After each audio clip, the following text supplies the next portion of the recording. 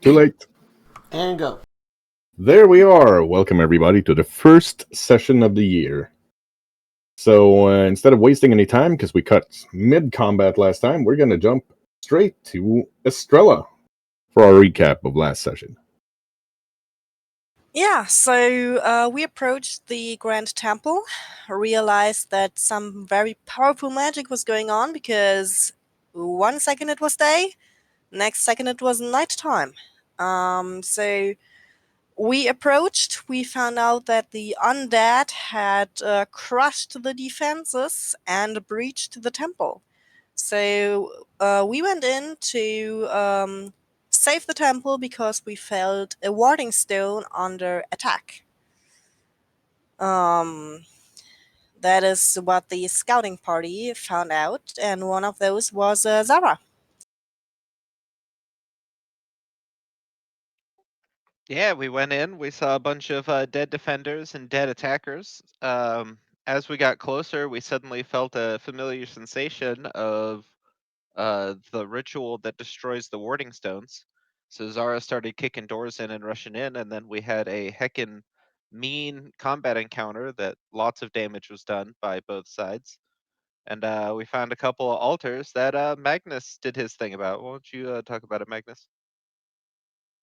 Well, the altars were all hidden away behind doors, and we found some interesting items. I didn't see what the Mador found, but I found a big cold iron longsword that, oddly enough, intuition and education and all that kind of failed me, so I couldn't figure out what the hell it was. But we'll go over to Mador and let him tell us what he found. Well, let's start off. Most of the party went right, and Estrella went left, so I went left. Which is probably better because we didn't have as many enemy as the right side did. I think that's 3 times I saved you, Estrella, right? So yeah, we had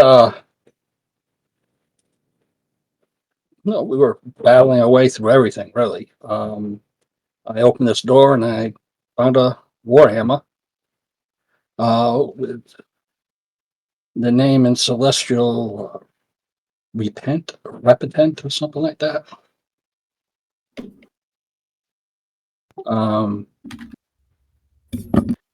Otherwise, that's where we ended when I found the hammer. Repent. Thank you. Marisol, what happened on your side?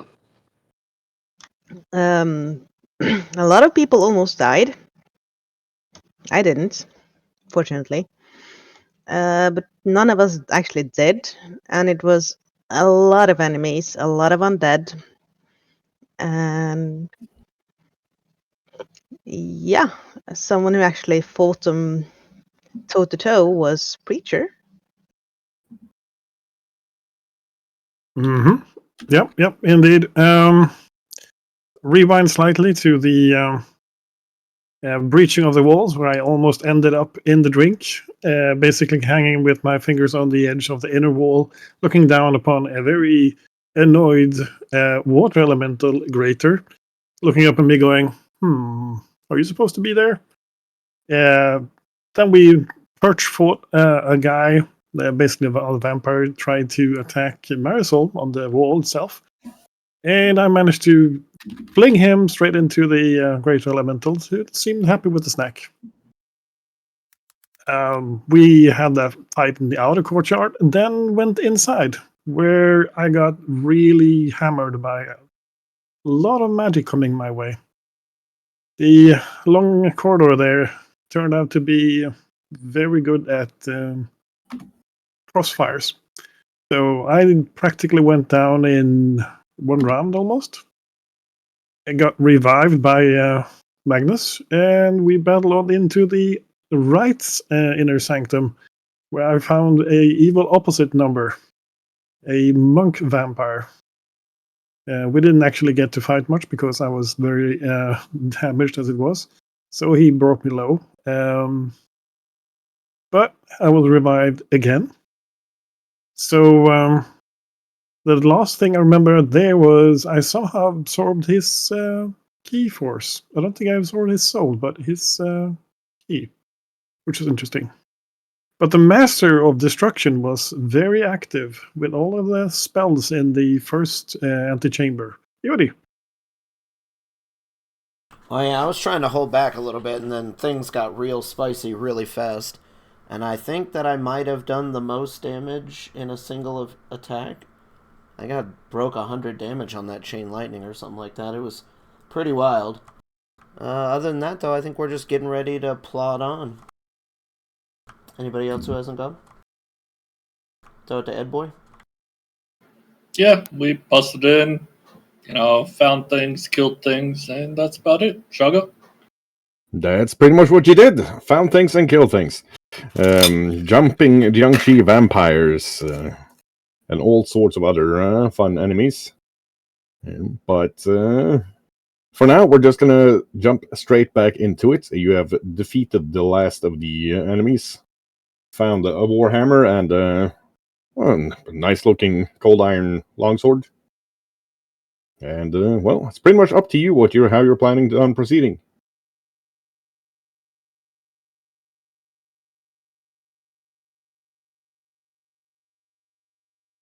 Well, seeing as we're still pressed for time. We are. Mador, Yuri, let's meet up with the others. We have to decide how to do this. Yes, yes.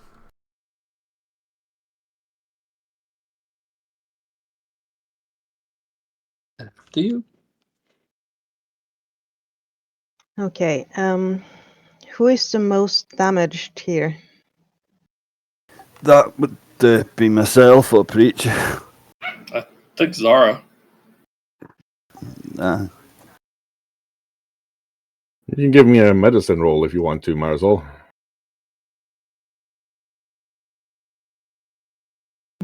I can try, but I know nothing about medicine.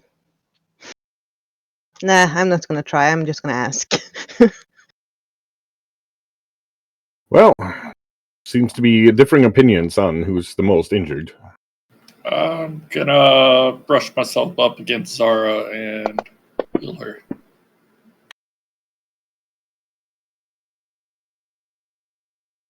Yep. Well, you can no longer see the parts of Zara that should be inside. So it seems to have done something.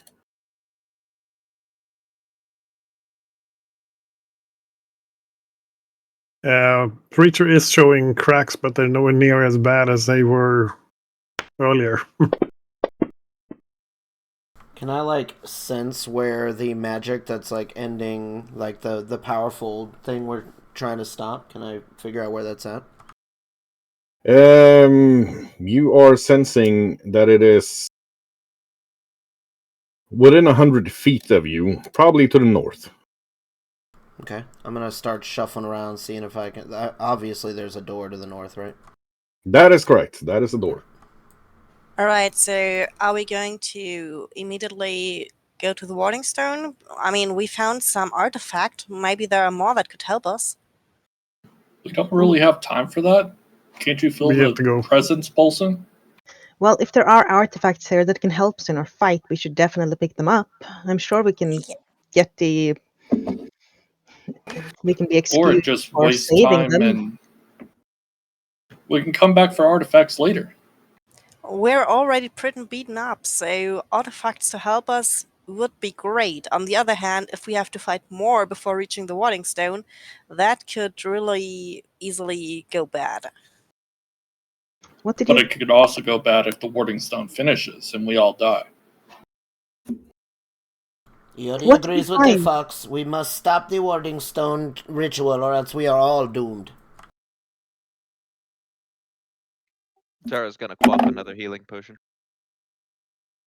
Yep, it's the tastiest healing potion Sarah has had in a long while. And then she's gonna go up against this door and try to listen through it to see if she hears anything. Give me a moment. I will brush up against Magnus and heal him. Oh, that's the wrong one. Hold on. 48.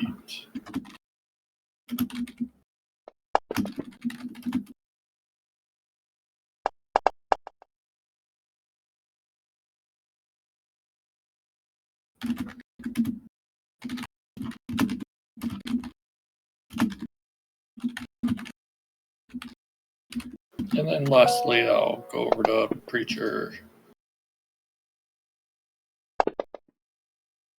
Right, so Sarah is listening at the door. Let's see. I'll see if can I see a skill check here. You certainly Aye. can. I was waiting for you to be ready. You didn't roll it yet. Okay, I'm just so used to you guys being 2 steps ahead of me. There we are. You can hear people trying to be quiet, but you also hear somebody chuckling like, "Master's gonna be so pleased with me. I'm gonna bash their heads in. Quiet, fool!" Zara's gonna touch herself on the nose with a wand of blur and then kick the door in. Right, kicking down the door. Kicking down the door. Oh, help my bub. And Magnus very quickly downs an elixir of life. The door does not want to be kicked down. Let me see if I can actually put in a... Seems like I gotta put in a door first. That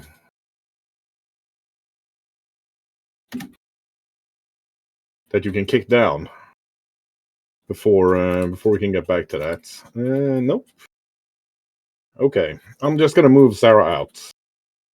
That seems to be the only way we do this. There Gosh. was doors. I think on the reload it deleted all your doors. Yeah, damn you, game. I'm just gonna have to delete and then replace Zara's token because, of course, the GM can't just move them freely. Can you see anything, Zara, or do I need to reveal it for you? Right. That is a blank space.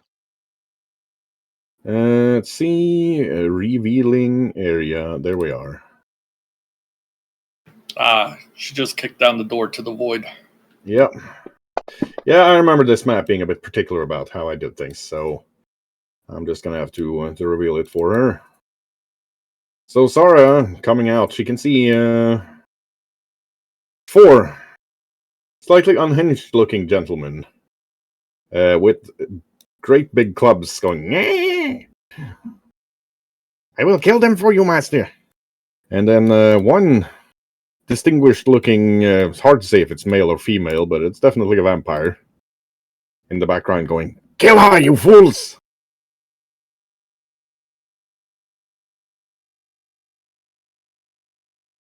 Looking about like that. And let us... I like that cloak. oh, we've... Why? Why We've did they crop rerolled. it like this? Why? I don't know. It started doing that last session, and I can't do anything about it. It's insane. Triggered. Yes, so am I. My inner graphic designer is angry, and I'm not even the graphic designer.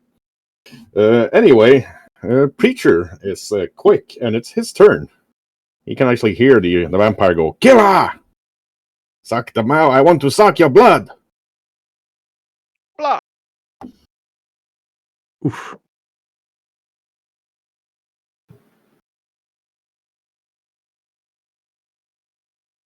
So, what you want to do, buddy boy? Yeah, I am debating that at the moment. Well, first of all, I'm gonna step inside, obviously, and see what's what, so I can actually see the people. Oh, that allows. I'm actually gonna go left. Ooh. Has Preacher learned from his previous mistakes? I'm going to put you on a full square. It's a matter of being beaten up. Ah. Well, you can see that these guys are... They've got all of their veins are deep black. They might have been human not long ago, but they're definitely not human anymore. Looks like monks that have been very recently turned and have just picked up whatever parts of the scenery or building materials they can use to bludgeon people's head in. Well, I have one action left to hit the guy with. Wasn't that just one move? For Well, you? it depends on how you want to interpret me going inside, looking around, and then moving on. I mean, you're a 10th level monk, so I'm going to say that you can stick your head out and decide which way to go without that costing you an action. Okay, then I have 2 attacks. Actually, you're 11th level now, aren't you?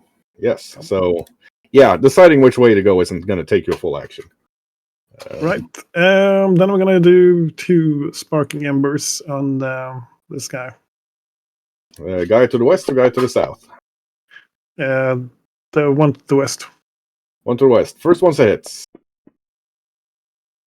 Second one's a miss. He's surprisingly spry for an old monk. Do you smack him good? That's me done. He has been bonkified. And that takes us to this critter. That's gonna...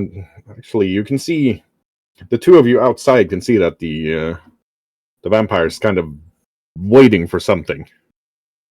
Holding back. It's Mador's turn.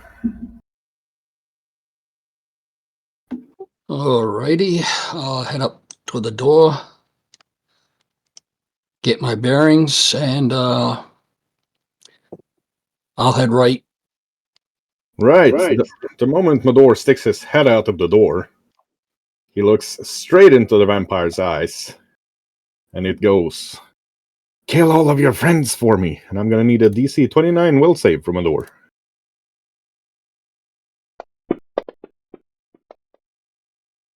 Hot dang! Well, as long as it's not Preacher, you guys succeed on those. Yeah, Mador can move freely. He resists the mind control. Get within range of that one to the bottom. Right. Swing away. Swing, swing, swing. Whew, so close. He just barely dodges, and you take off half his mustache. That should be all my moves, if I'm right. I believe you still have another action. All right, I'll swing again.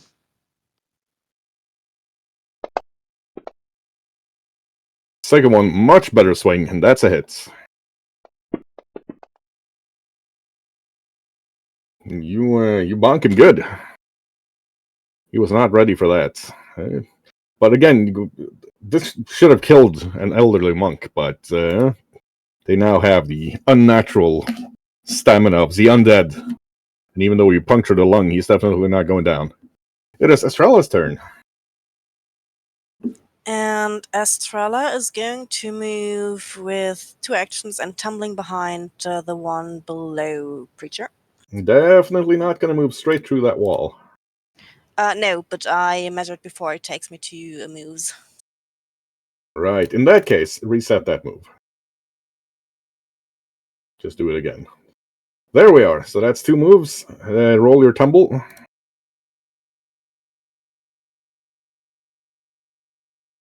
I'm assuming you're using your sneaky ninja stuff. She easily slips past him without him getting any wiser about where she is.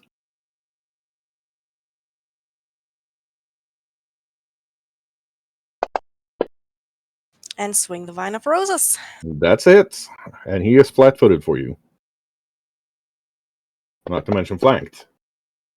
Flank-footed. 36. Hot diggity-doo. Mm-hmm. Yeah. And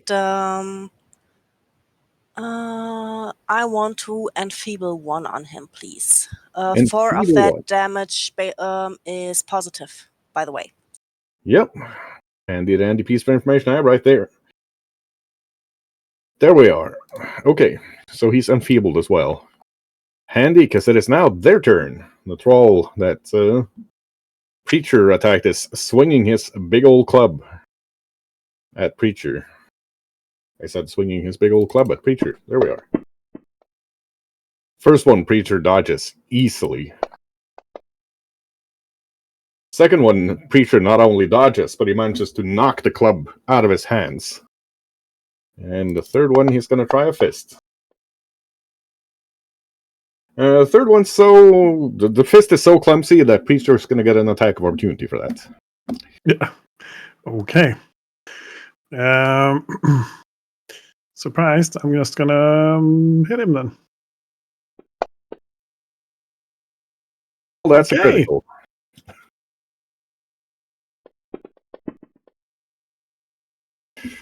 You can see his wound from the first punch was starting to grow, but that second punch definitely compensates for whatever healing he's got going. The second one, yes. The other guy next to him takes 6 electrical damage from the arc. Ooh, spicy. The other one is going to turn around and swing his club at Estrella. Nimble dodge. And how much armor class does the Nimble Dodge give you?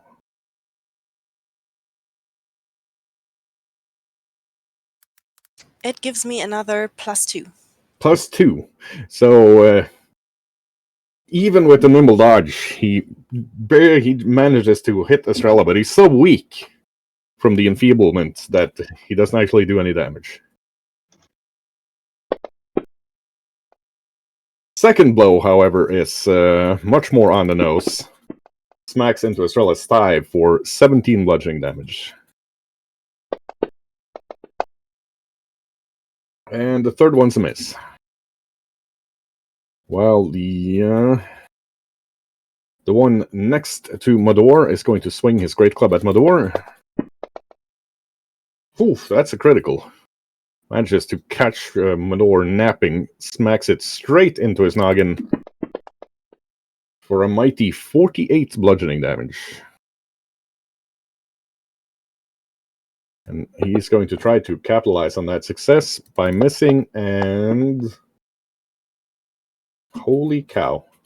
It's one of those days, isn't it? That's another critical.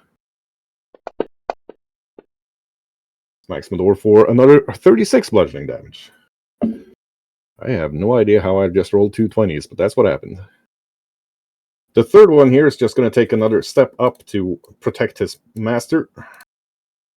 And he looks like he's ready to smack anybody that gets close. And it is now Marisol's turn. Yeah.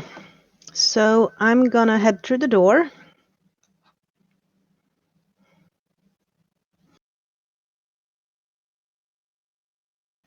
And then shoot the one that is fighting Mador. Because Mador looks like he needs some help. Yeah, this one monk here must have been a practitioner of the ancient art of club fu or something, because he's beating the ever-loving crap out of Mador with that club of his. And I'm going to use something I haven't had a chance to do yet. I am moving, and then I am going prone behind my door here and shooting as I do, so that I can shoot and move in the same turn. Okay, then. So I'm prone now, by the way, in case. And behind Mador? Yes. So Marisol is now actually fighting like a modern infantryman. How interesting.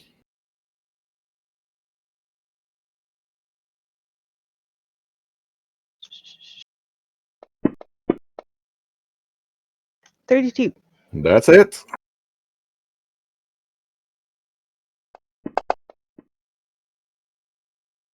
For 20. Yep. He's bleeding a bit, but not as much as he should be if he'd been human. Then I'll reload and shoot again. Okay, then. That is a miss. And it is now Magnus's turn. Okay, well, Magnus stows the weird sword on his back and makes his way through the door past the Odie. Excuse me, Odie. And then moves just past Mador. Right. And then it's Ray Shield and his imitation of a wall. Gotcha. Speaking of Eodi, it is Eodi's turn. Didn't you say that guy was readying an attack? I did indeed say that guy was ready in attack. Thank you for reminding me. He's going to swing that club at Finn. At Magnus, not at Finn. Holy crap, it's like trying to get through the Chinese wall with a toothpick. It's a mighty swing, and it clangs straight off of Magnus's shield. You can see splinters from the club going everywhere. It's not quite destroyed, but that club took more damage than the shield did. And now it's Eodi's turn. Okay. Eodi is going to step inside the doorway. And he'll mumble a few words and do a little symbol, and he's going to pat Zara on the back and haste her. Right.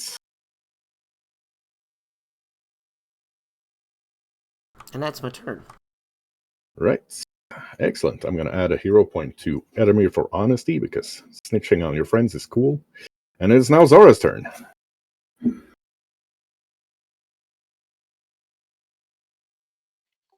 Zara's gonna go real fast over here. Nyom. While she's running, she's going to do an esoteric lore on our majestically robed friend here. Right. Holy carp. Well then. That is a Nosferatu. Extremely ugly looking vampires, and surprisingly some of the most subtle vampires around, usually hanging back and letting other enthralled pawns do their bidding. It's not a type of vampire that's local to Golden Glens. You have no idea where this thing would have come from. This looks like an elder Nosferatu as well, a more powerful one than the younger, weaker types. You know that these they heal fast. They regenerate or heal almost at the speed of a troll, except you can't stop it with fire. They've got the usual undead immunities: death effects, disease, paralyzed, poison, and sleep, and are resistant to any physical damage except from magical wood. They can also be repulsed by showing a magic or a holy symbol from their homeland. You're uncertain about where this one would be from, but from the look of it, probably Lightbridge. It's got that type of noble's clothing. For attacks, they bite and drink people's blood to heal. They also can claw the shit out of people and cause an ancient type of plague, where people affected by it will die within 1 week of being hit. They've got not as much spellcasting ability as a regular vampire, but they're known for their telekinesis and shape-changing. However, their most powerful ability is the ability to look somebody in the eyes and dominate them, causing them to turn against their friends. Apologies, misclick.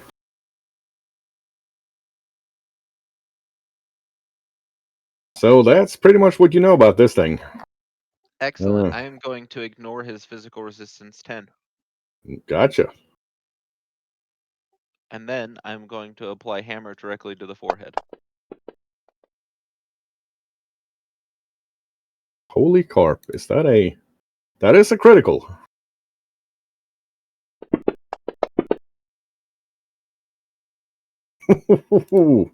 Yeah, this Nosferatu definitely didn't see that coming, as Sara whammos him straight in the forehead. He goes down on his ass, or she, kind of difficult to say when they're so that withered. And then Sara swings mightily again, but her right foot's caught up in the long cloak of the Nosferatu, and she turns and whams that hammer into Magnus's shield. Is this a magical reach or regular shield?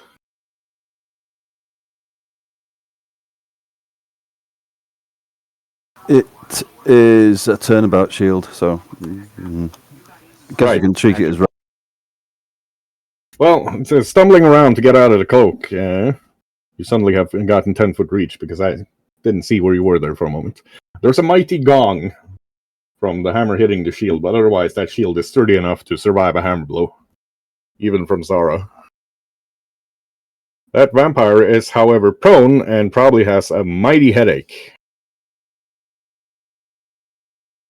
And that was all of Zara's actions, even hasted, wasn't it? That is, in fact, Zara's 4 actions. Thank you. That takes us to Edamir then. Isoy will move there. And to there. Gotcha. I will move there. And call a lightning storm down. I'm going to be targeting next to the Nosferatu, so hitting the guy in front of him and the Nosferatu. Basic reflex, and any negatives he gets for being prone. Right. And that's a DC. Was it 29 or was it 30. higher now? 30. So that is right, and that's half damage on the save. Yep. Right, roll your damage, sir.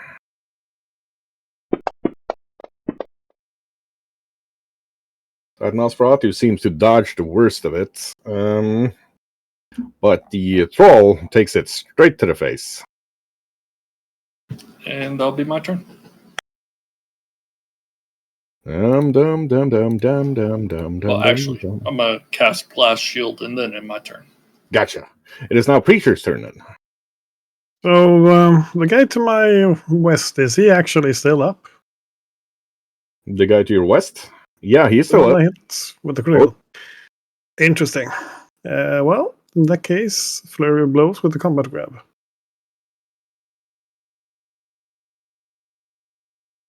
So let's see now. There and there. Flurry of blows with a combat grab could be a good hip hop album. That's 2 hits. So let's start off with the first one, second one. Really? Okay, double identical damage. He's now also flat-footed. Yep, because you're holding on to him. He's still up, still struggling. And a one. Oof. And yeah, he's struggling. And Magnus is trying to get a good punch. He actually kicks off from Magnus, sailing down here, landing behind Estrella.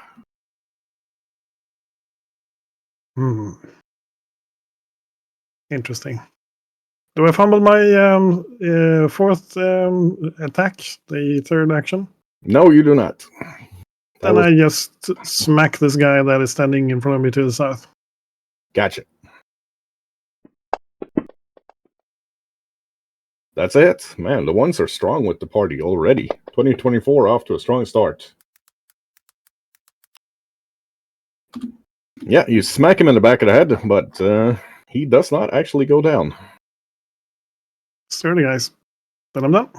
Right. The Nosferatu looks pretty scared. Looks up at Zara and goes, "You, what are you? I command you, kill the champion!" And that's going to have to be a DC 29 will save for Zara.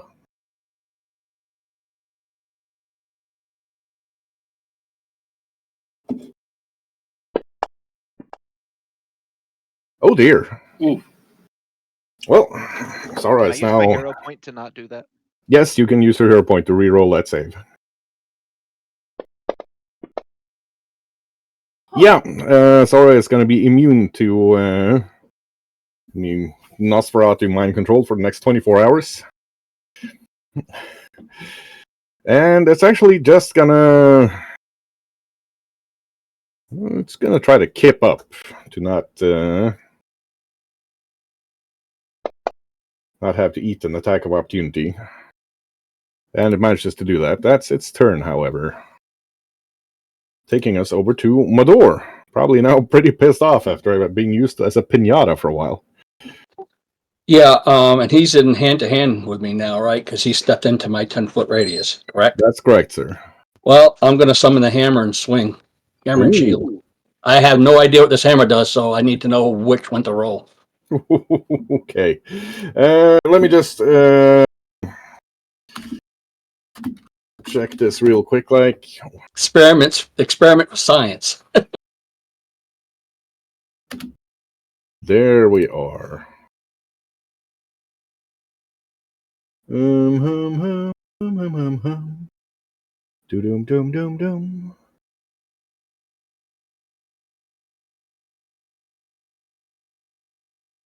Dum dum dum dum dum dum dum. Bum bum ba da da da da. Okay, so Mador's glaive, is that a +1 or a +2 weapon? It's a +1. So you can yeah. Use the attack for the same attack as the glaive.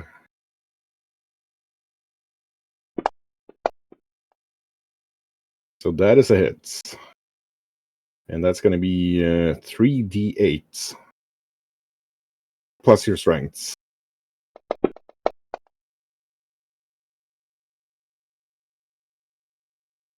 So you smack him with that thing. It does not actually look like it's causing wounds that would be lethal, but he's definitely being smacked. I'm going to swing again.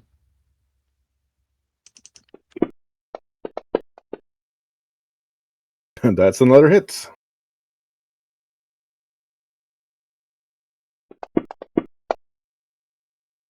And he definitely is not liking being touched by that thing. You can see him kind of shrinking back whenever it smacks him. And the last, I'm going to pop one of the elixirs of life. Gotcha. 3d6.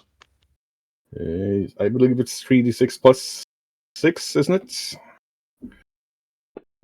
I think so. Yep, so that's another 16 hit points back to Mador. I took care of it while I was in Fancy Grounds. That takes us to Estrella. Thank you. Estrella definitely does not want to stay between two enemies, so she is going to tumble behind that enemy and end up next to Preacher. Okay. Give us your tumble behind, ma'am. Yeah, pretty certain he didn't see you doing that.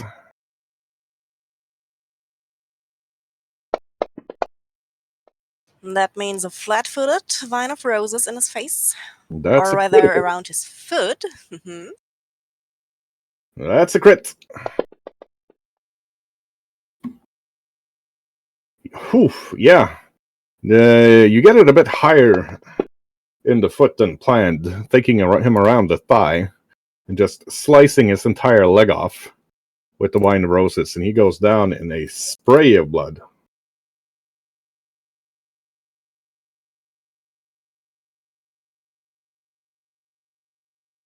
That was unexpected. Okay.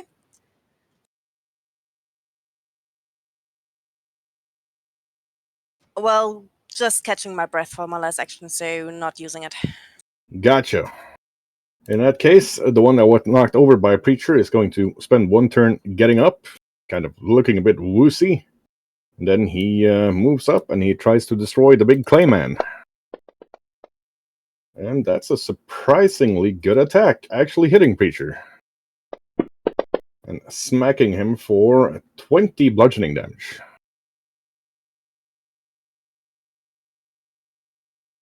The one fighting Mador is swinging his club, but he looks greatly weakened. Remember, I have a shield now, too, so. Yep. And his attacks just don't have the power behind them that they had a moment ago. He hits Mador 3 times, but he doesn't actually manage to cause any injury to him. And the other bro here, he Oh, there we are. Yes, he is going to attack Sora because she's threatening his master. I'm blurred. Yep. So on the first swing, he swings at the blur. And it's per swing, or is it per turn? The D20. It's per swing. Per swing. So the first one's wasted. Second one's wasted. Third one is at the real Zora, but very easily dodged. She's off balance after having swung at her illusion twice. And it is now Marisol. Yeah, so I'm gonna just kickflip up. Very well. You're not threatened, so you don't need to roll anything for that. And reload while I do so. Has Marisol gone to the Equilibrium School of Gun Kata during Christmas? Yes, she has. Okay. Normally she is able to find a ledge to stand on and shoot, but this time she's actually in the thick of it, so she's going to be moving around a bit. Outstanding. So here she has, so she'll stand up here, and she'll aim, whisper to the Iris of the Sky that she really want to kill that fucking Nosferatu, and shoot. Gotcha. Really want to kill the Nosferatu. See if she sets herself on fire at the start of 2024. She does not. That's a critical. Okay, then I don't feel like rolling the other one that I also could do.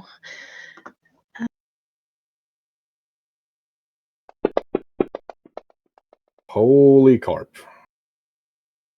Yeah, we should be seeing a damage number at some point here. It should show up. There we are. A good flat 50 damage. And that's fire. It's not physical at all. Gotcha. Well. And it's burning for 5 each round. Yeah, she's definitely inconvenienced by it, but she doesn't seem to be bothered by being on fire. No. And then I reload. Gotcha. Taking us over to the paladin with the paddling, Magnus. Magnus gets an itchy feeling between his shoulder blades and realizes he's really holding the wrong sword. How many moves to swap sword, Chuggy? 1 or 2? Are you going to stow your sword, or are you just going to drop it on the ground? He's not actually drawn the grieving blade yet. What weapon is he holding? Just the shield at the moment. No. He would never run out with just a shield. Okay. We'll say he's got to stow the grieving blade. Bring the other one. It's got belts on it. So yeah, if he stows the grieving blade and pulls the sword, that's going to be 2 actions. Okay, and we'll strike with the monk in front of him with the Holy Avenger. All right. He doesn't know it's a Holy Avenger, though. Nope. Just a big sword. Well, it's a hit, but he's not getting any of the bonuses from it, because he has no idea what he's using.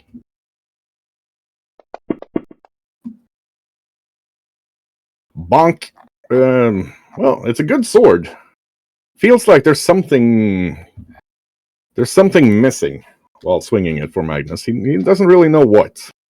But probably if he spent some time with this thing, it would got to know it better. It would work quite well for him. It feels familiar in his hand, but sort of like going on a second date without having gone on a first date first. Something with the acquaintance is still missing. It hasn't properly clicked.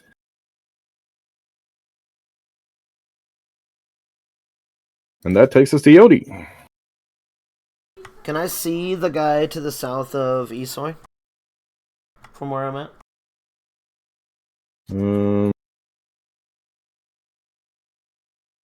I'm gonna say he's got partial cover from Yodi. You can see roughly half of him.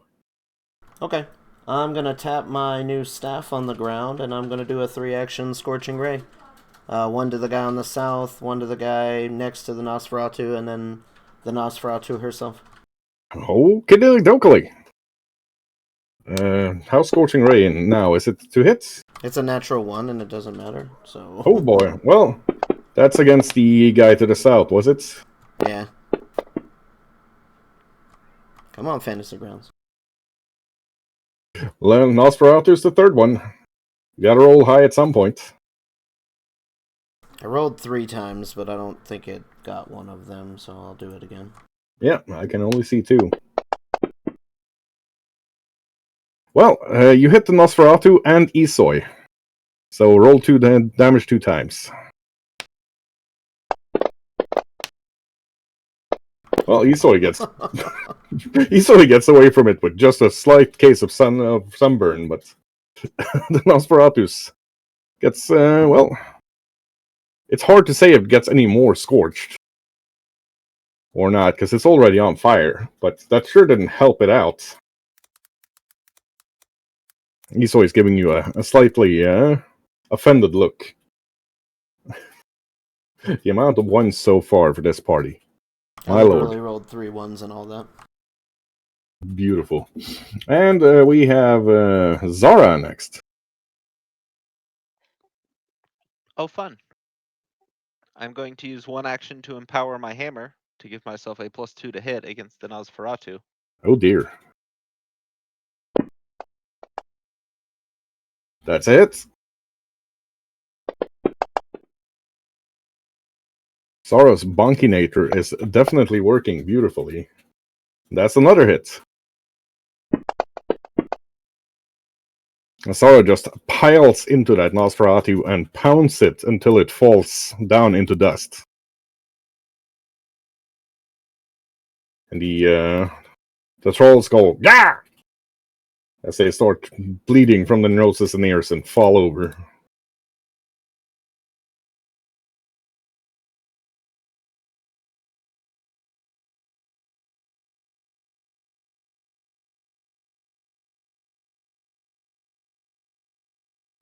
All right.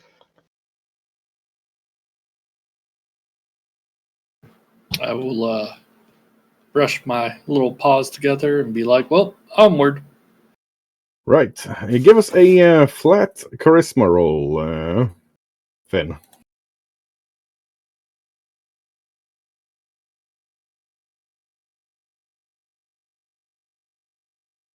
I'm going to take 2 more bottles of the life. Yep. Drinking with both hands. Whatever's in there is going to be powerful. Anyone need to heal up? Yes. Right. As Estrella says that, you can feel a unpleasant, strong emanation of evil and danger coming from inside. I'm gonna need a DC 29 will check from each of you.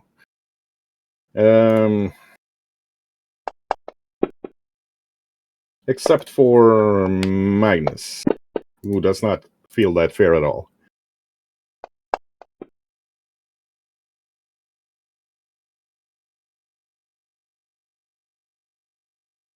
Okay, mine has now hanged itself. I'm trying to roll a will save, so either it's coming with several or it's not coming at all. Likewise. Right. Mador's a brave fighter, so even though he's... I failed! he I doesn't failed care. so badly! Oh my. However, Marisol is scared witless. She is so scared of going in there that her Gods, feet gods, are no, actually no, no, shaking. no, no, no, no, no, no. She is frightened 4. And I believe for Zara and myself, any successful will saves are counted as crit successes. Gotcha. Shoggy, Aura of Courage. Yes, you will reduce anybody's frightened by 1 if you're within... What is that? 15 feet, I think. 15 feet. So, yeah, Magnus and Mador don't really care about the fact that it's frightening, because, you know, one's a tough old fighter and the other's a champion of light, but For the rest of you, you can definitely feel that it's unpleasant, considering going in there, and Marisol is scared. Shitless. She is convinced you're all going to die. I'm also extremely pale and shaking so badly that I'm actually losing a bunch of bullets on the ground and trying to pick them up while shivering. Gods, what the hell? I will slap your foot since that's all I can reach and be like, snap out of it. We got more fighting to do. I'm pale as fuck. Yep. Being Actually, since she is frightened 4, I'm going to activate my ability. Whenever somebody gets frightened around me, I gain 10 hit points. That Magnus's Aura of Courage means that Marisol goes down to frightened 3. Yep, as long as she's within 15. I am. Yep, and Estrella is actually not frightened at all.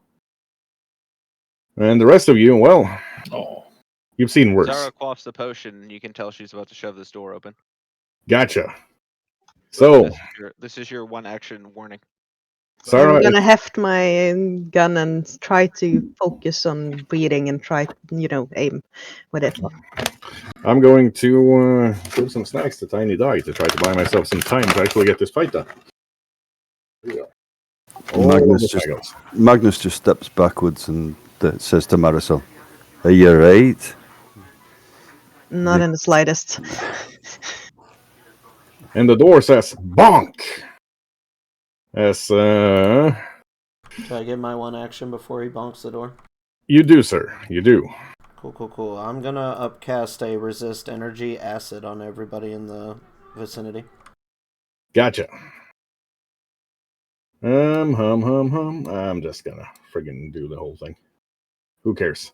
So, the door is smashed open, and you are greeted with a foul-smelling stream of viscera and bones and clotted blood, as the zombie dragon that's been waiting for that exact thing to happen breathes its terrible, icky breath out at everybody.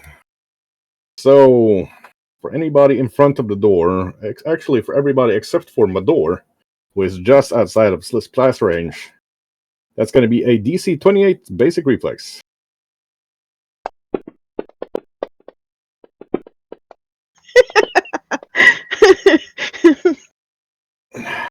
Wow.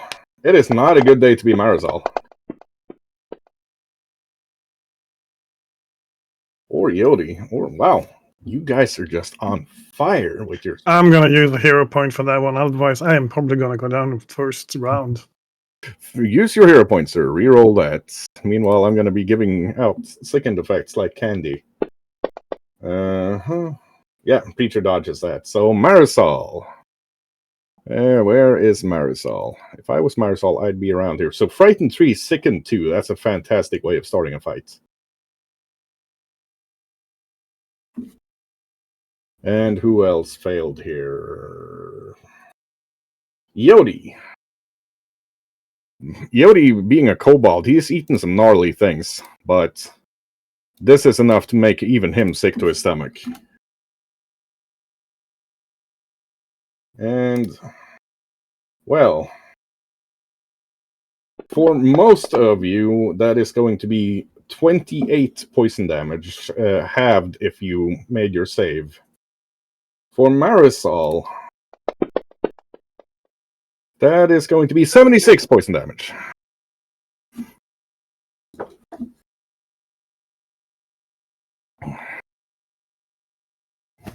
And it is Preacher's turn.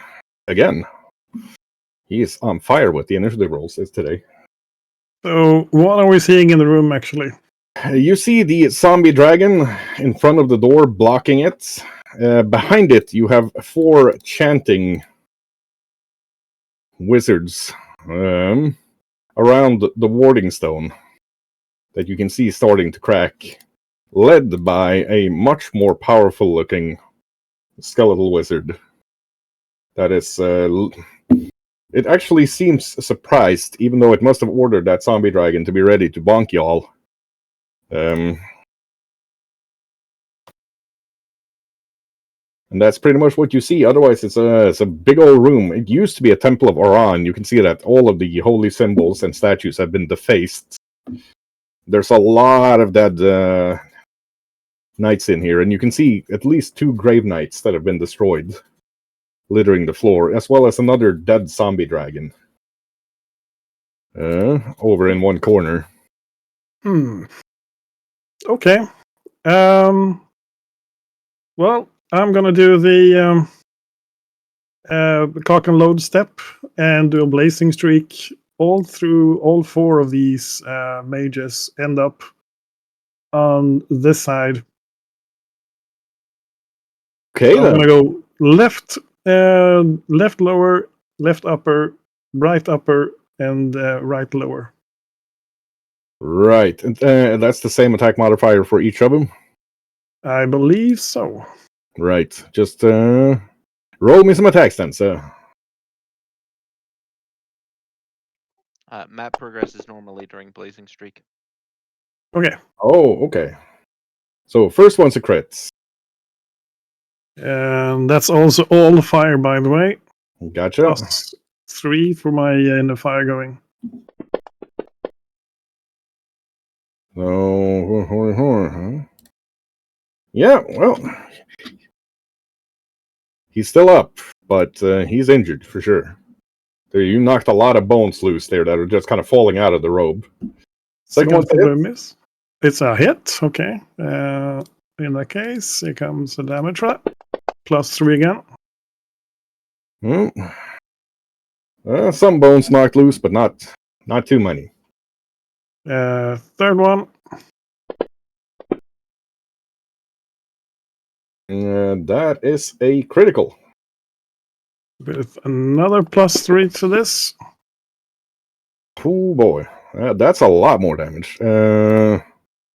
His head is just hanging on by half of a vertebrae. Almost knocked his head clean off, but not quite. And don't remember if there's the difference. All of this is just fire. Yep. And the last one is going to be this one, I think. And that's it. And another plus 3. They're skeletal mages, not skeletal paladins. They don't have that great armor class. So all of those are hits. But none of them can quite go down. But hitting all 4 of them in one go seems to have disrupted the ritual. Because the purple rays of energy from them just blink out, and you see the warding stone start re-knitting itself. Ooh. That's me done. Right. You are not welcome here. You are disrupting the work of the 3 ladies. The 3 that are one. Screams the undead mage, and then it's gonna... Let me just have a look here.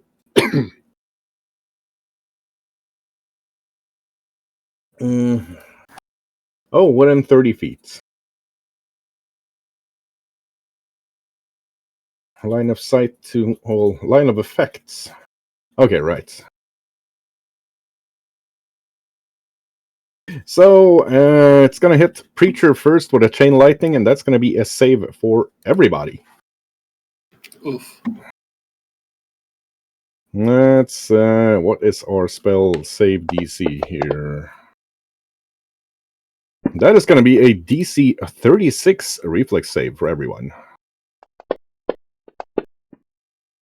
As it just chain lightnings the shit out of the entire party. Oh no. It is a bad day to be Zara. And Marisol.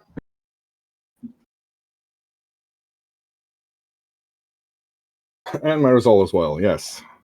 None of us passed. Was that DC 30, Shog?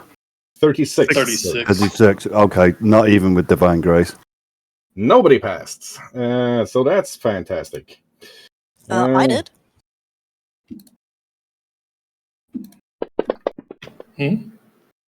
Estrella? Where's... Oh, there's Estrella. Estrella passed. Oh, way up there. So that's...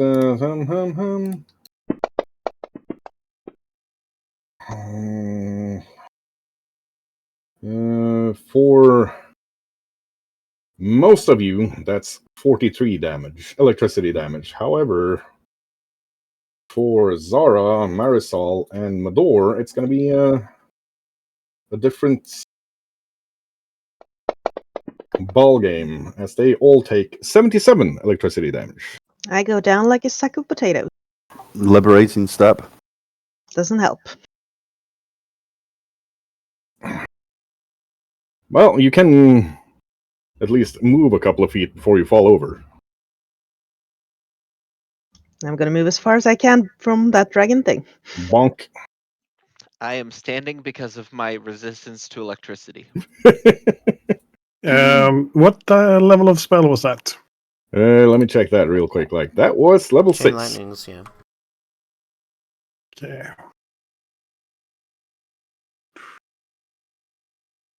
And that takes us to Mador.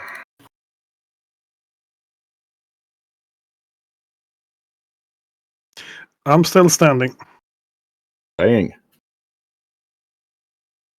I'm down, by the way.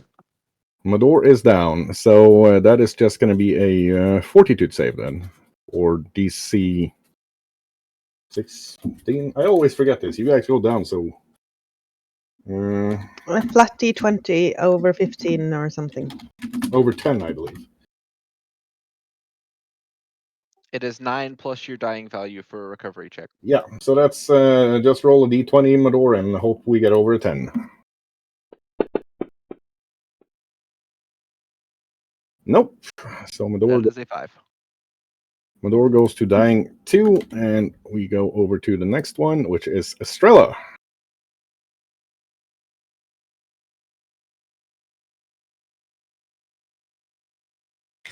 All right, that does not look good at all. I don't want to go in there, but I have to. Okay. Estrella is going to move below Preacher. She should be in range to attack the dragon, right? Because it's so huge. She doesn't get reach just because the dragon is big. It fills the 4 squares it's in. Then I have to be one closer. All right. Yeah. Attempting my tumbling as usual. Gotcha.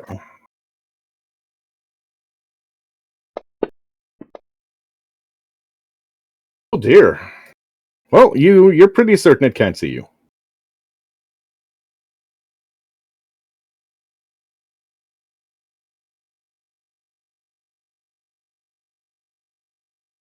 And then I'm going to use my Vine of Roses. Right. This dragon is not particularly perceptive, so it actually can't see you, but that is a miss.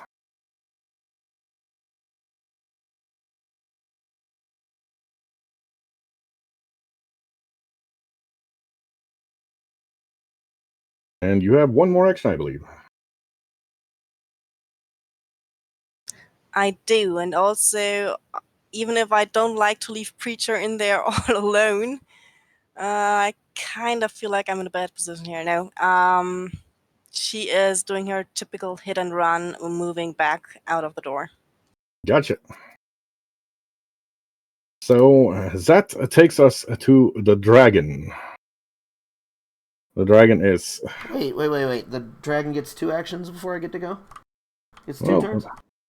no, the dragon had one readied up for this turn, so that's going to be its turn. That takes us to Marisol, who gets to roll a death save.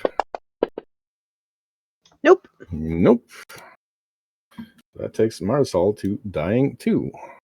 Fun fact, I have never passed a dying save, ever. That's true. And now it is Magnus's turn. Okay. Okay, just check for me what damage did we take off that lightning blast? Those of you who failed your save took 43. The ones who succeeded on their save took 21.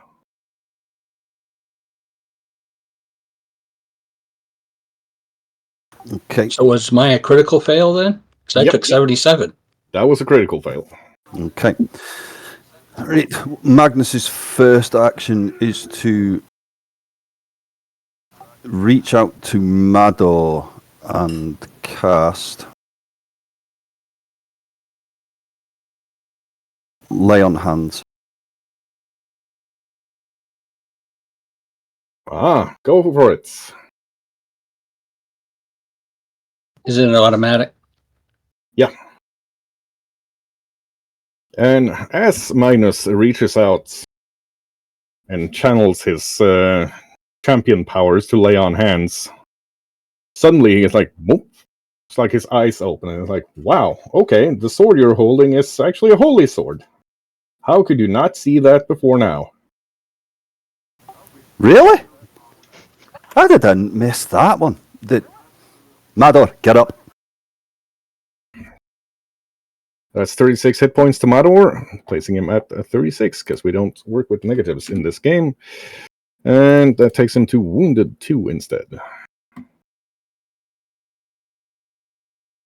Okay, I'm going to trust to the rest of the party and step forward up to the dragon and use the Holy Avenger. Oof. I had to have a look to see if that was a real bad dog fart or not. Right. Yes. Swing and a miss, actually.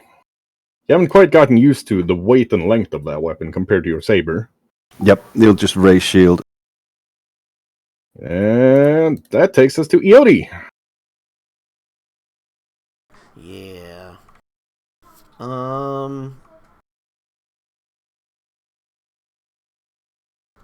Okay. I'm gonna step down here by Marisol and pour my last elixir of life on her.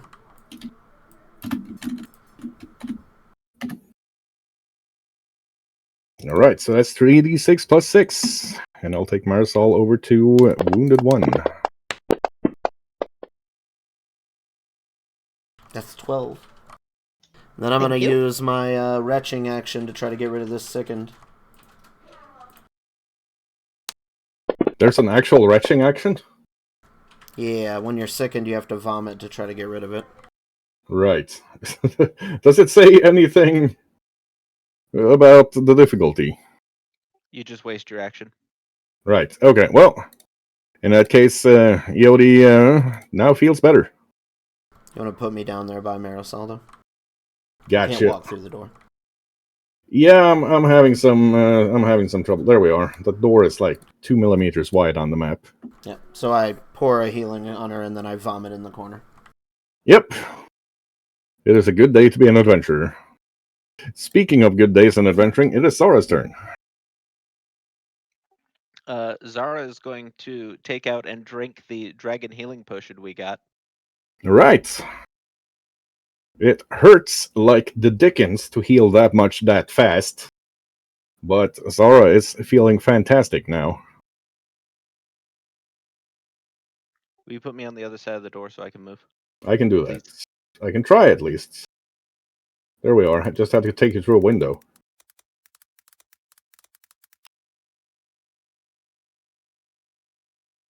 That's weird. It is letting me just move myself, not make moves. That's weird. Yeah.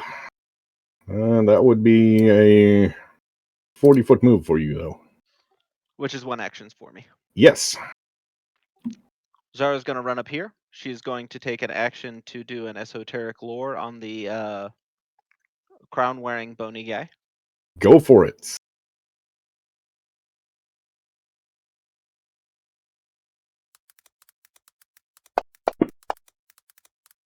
That is most definitely a lich.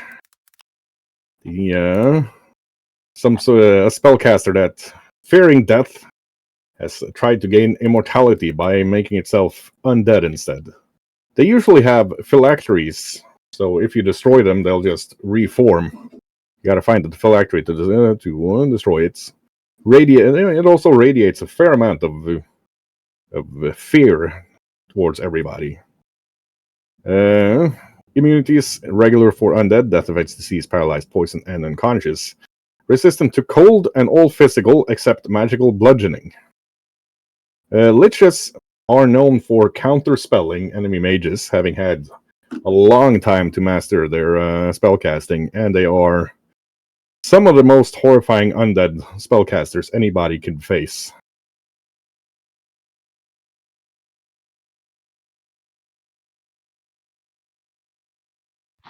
And then I will use my last action to whack him in the face with a hammer. Yep.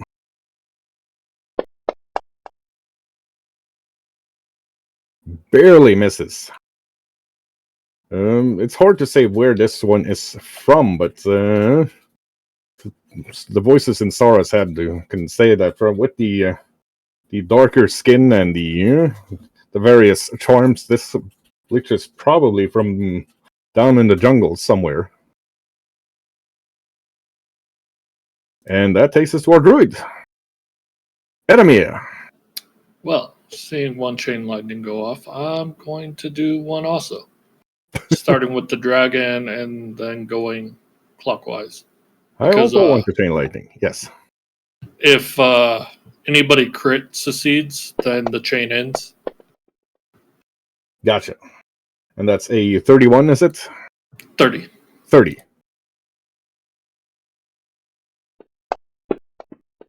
That is not a crit success for the dragon.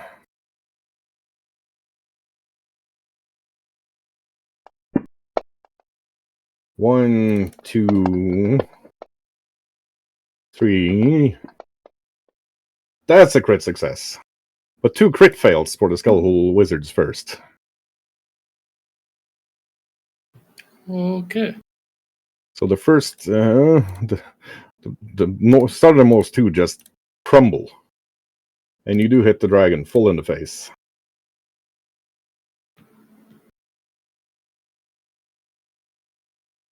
While the third one it hits with the head just barely hanging on, seems to be grounded by some sort of act of coincidence. I tried the roll. I don't know if it's going to pop up.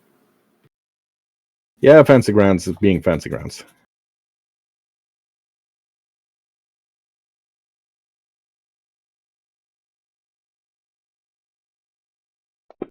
There we go. Oh, that's a lot. Wow. Yep. That dragon gets properly electrified a Well, bit. that's with the crit. Yeah, And that was a crit on the dragon as well. So that's it's a lot of damage on the dragon. This dragon is not happy. It is an unhappy dragon indeed. Easoy will also move in front of the dragon. Gotcha. Move him in through the window. And he will try to bite him. Okay, why are you so weird? Easoy does manage to bite the dragon. And that's a pretty good hit, too. This dragon is staggered. You can see as Easoy latches onto it and bites it that the dragon's actually got copper coating on its claws and what looks like some sort of fake silver paint is flaking off of the claws. And with my last action, I'll just cast a glass shield on myself, and that'll be it. Right. These mages now terribly annoyed at people coming in and ruining their day. One of them is going to turn and try to cast Paralyze on Zara. That's going to be a DC 22 will save for Zara. Oh yeah, Zara don't mind at all. And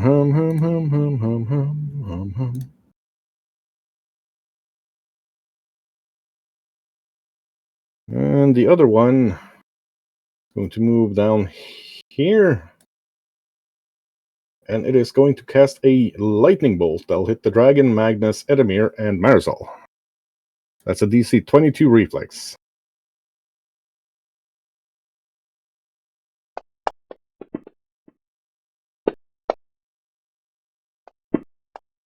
Divine Grace.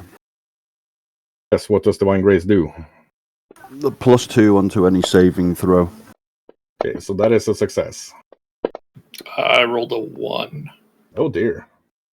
For Marisol once, I actually did it. and takes no damage, which is probably very good for Marisol. Because she does not have a ton of hit points right now.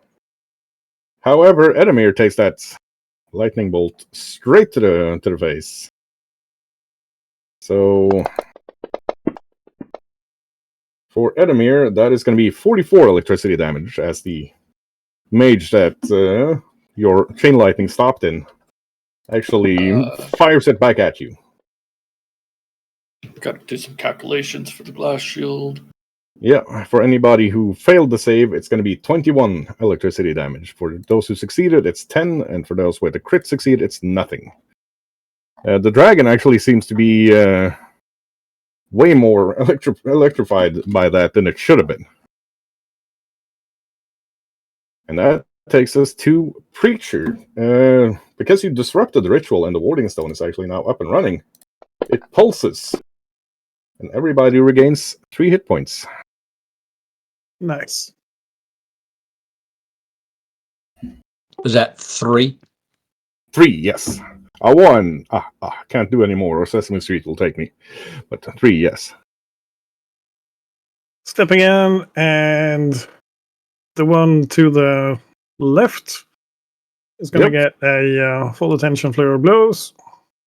The one with the head barely on. Yeah, that is true. Okay, that one to the north then instead. Okay, gotcha. Just asking questions. It's a good point. I didn't know which one was which. So flare blows to one to the north. Second one is a combat grab. Well, may not be interesting. That's 2 criticals.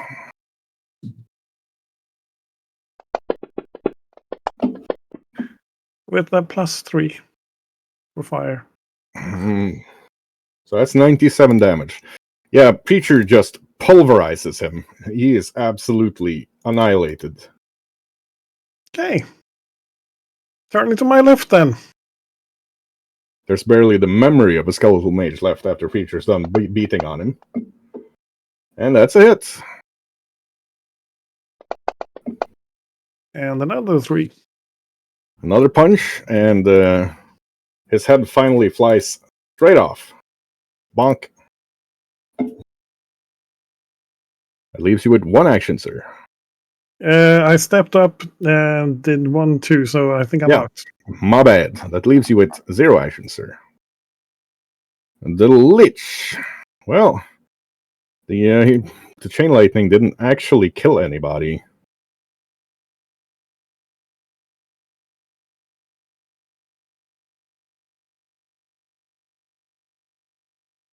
So, instead, he is going to stare deeply into Zara's eyes and say, "Kill all of your companions." That's going to be a DC 36 will save. Did he cast a spell to do that? Yes, he did. That provokes an attack of opportunity. Very well.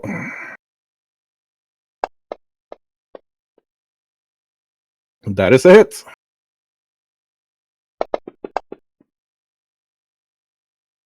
For 31 damage. With a Very 31 nice. will save to resist the save. Yeah, which could prove to be a problem because it was a 36 DC. As Zara smacks him, he blinks, or doesn't blink. Well, but he blinks over there, and Zara is now. Did he roll his flat 5 to target me with the spell as well? He did now. Yep, he did manage to target. Okay. There we are. No worries. It is now Mador. All right, good day to die. I'm going to move behind. Doors are open, correct? Doors are open. Behind Magnus and swing the glaive at the zombie dragon. Go for it, sir. That's a critical.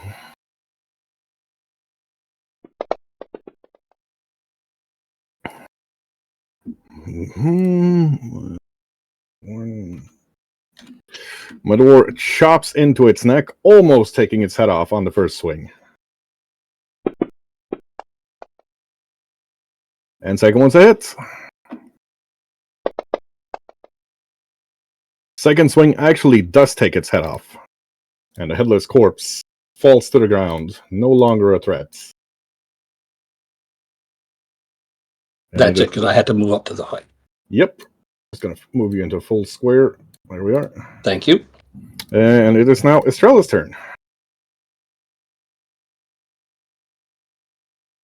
There's only one left, so I'm moving up to him with a one move. Gotcha. For whatever reason, I could just place myself. Yeah, Fancy Ground seems to have ideas today. Nothing new there. All right. Then second action will be a feint. So my deception against his perception DC. Gotcha. Roll away.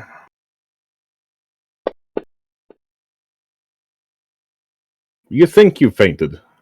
Pretty certain he's not going to see what's coming. And that's a hit with flat-footed.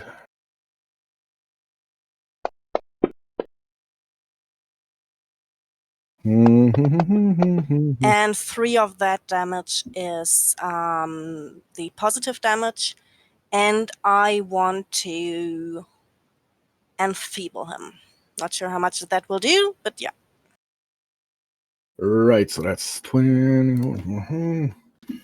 Okay. Bing. He is gone.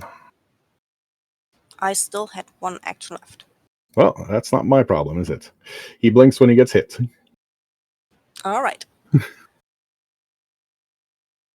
Let's put that enfeebled on, shall we? There we are. Yep. So, you do have 1 action left. But he did disappear the moment you hit him. The one in front of the door, is that like an altar? Yes, it is. Well, taking cover behind that. Well, there's a huge honking dead zombie dragon there, so you actually get a lot of cover from being behind it. And that takes us to Marisol. Yeah, so I'm gonna start by nodding at Yodi and then puking my guts out the other way. Okay. So I won't be sickened. It's a fortitude save against the effect that sickened you. Yep. Give us your fortitude. Yeah, you're fine. Then I wipe my mouth and hold my breath and down my dragon potion. Yeah. It hurts a lot to down that dragon potion, but you feel just fine a moment after. I swear a bit and can't see a way to just get in to do anything right now, so I'm just gonna hand Yodi a coin for saving my life. Gotcha. For the horde. For the horde. For Thrall. It is Magnus's turn. Well, Magnus is also going to take his dragon potion and then raise his head and swear loudly afterwards. Yep. You can feel bones re-knitting. It's not pleasant, but it's incredibly effective. Oh, you bastard! Right.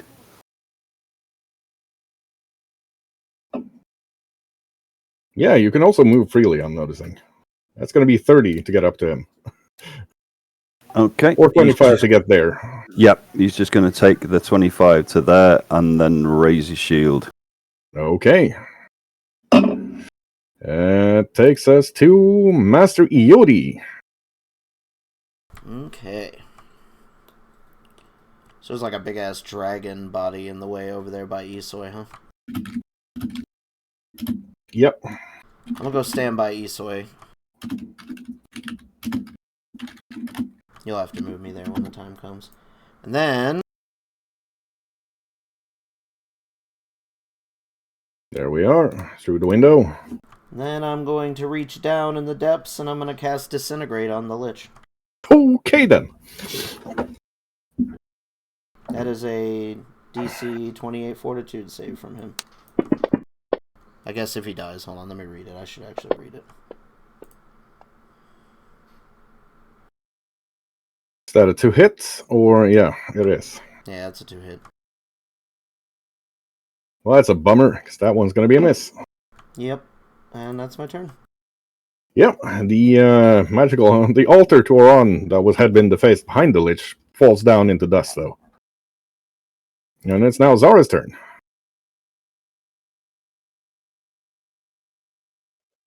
Okay, what does the Lich want me to do with my 4 actions? It wants you to kill your companions as efficiently as you can. Well, I will move here. I will use an esoteric lore on Preacher. Gotcha. Roll away.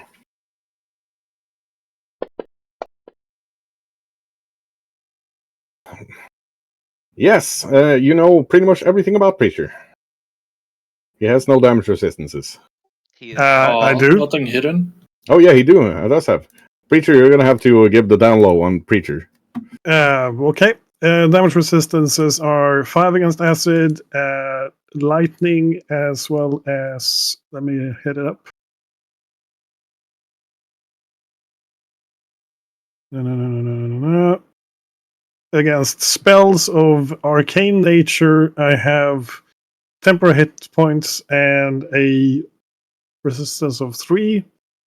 Let's see now. What's the last one?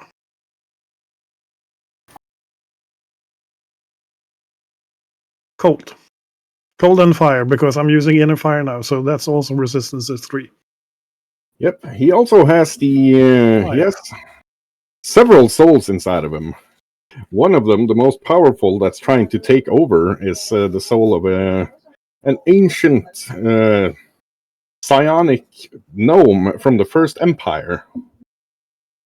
You can see it's waging a constant war and trying to eat his soul and take over his body.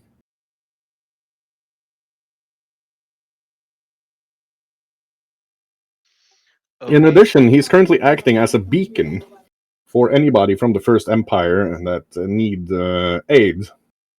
Anybody within probably 3 or 4 miles to kilometer, within around a 50-kilometer radius, would know where he is, and that he can store their soul for them if they're about to die.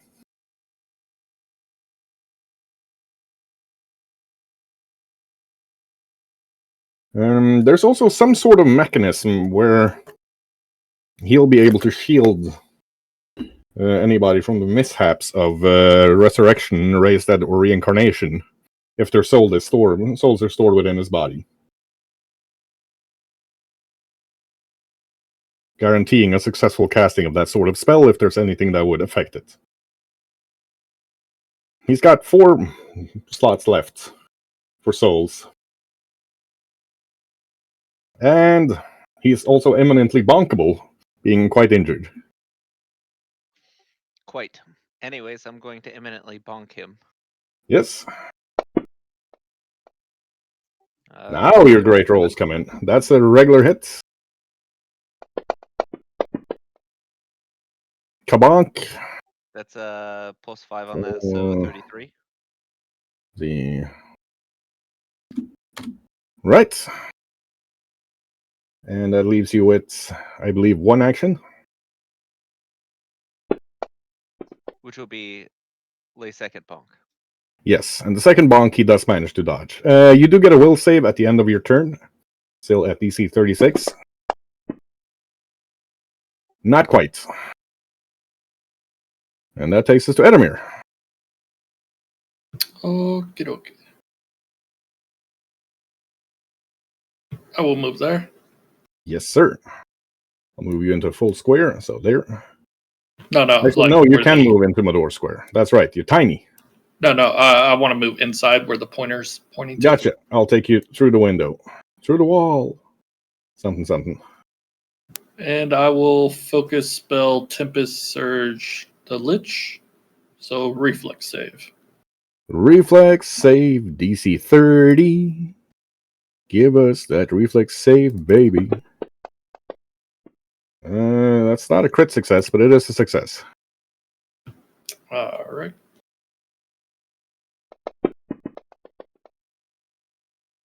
Oof. Well, So half of that. still takes a fair amount of damage from that. Doesn't seem to like being zapped.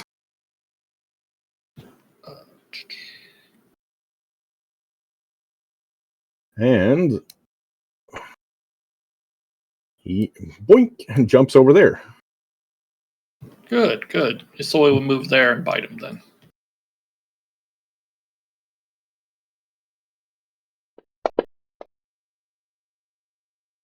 That is a hit, sir.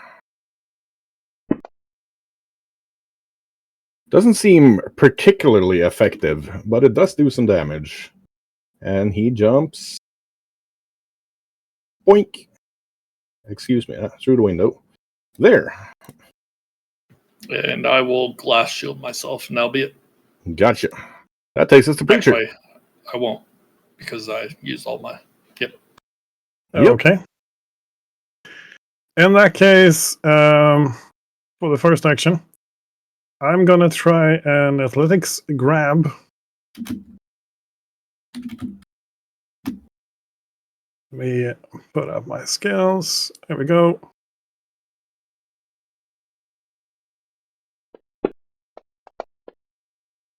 Probably not going to succeed on that one, but yeah, it's contested, I think. Let's check.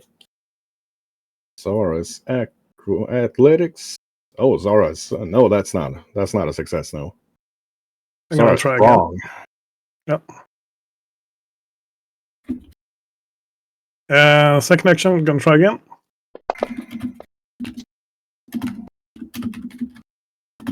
That is a hit with grabbing her. Yep. In that case, whirling throw straight into the green stone next to me. Not going to be damaging, but it's going to be a contact object with something that is definitely not good for her, the influence that it's currently affecting. So, which square do you want her to end up in? well, basically next to me with back to the stone, actually landing on the stone, basically. Gotcha. Okay, so pretty much where she is right now. To the left of me, because the green stone is to the left of me, right? So I want her to be in contact with the stone and see if that helps the eventual saving throw. Oh, the warding stone. You want to push her up into the warding stone. Yes. Yes, okay. Right. So Preacher just reaches out, grabs Zara, bonks her into the warding stone. Zara heals for 3 damage, screams in pain, contacting the warding stone for some other reason, and takes 8 damage. But it does break the dominate on her.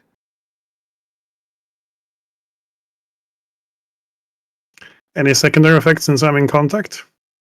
No. Nice. Zara's not a good conductor of holy energies. That's me done. I think 1, 2, 3. Yeah.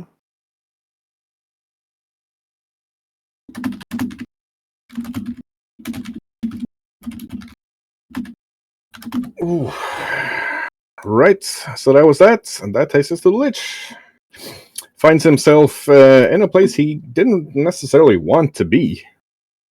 There's blinking when your hit's a two-edged sword, as they say. What does this button do?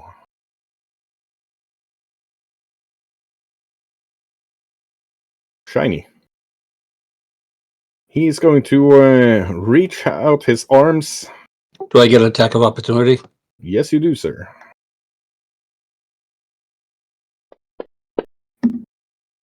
30 foot. Oh dear. That is definitely not a hit. So 30 foot. That's going to be Mador, Eodi, and Estrella. a DC 36 Fortitude save.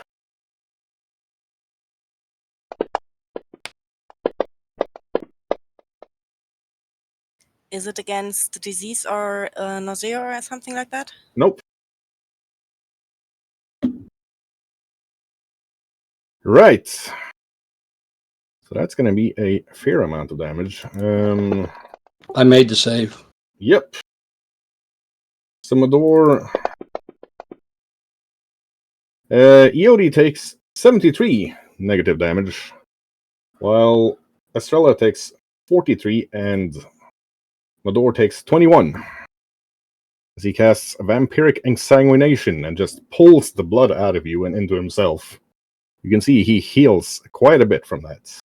Barely standing. I'm very down.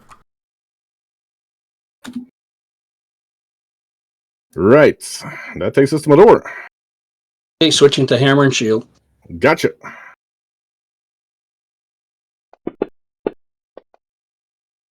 Oh boy. That's a critical, sir. That's going to be 68.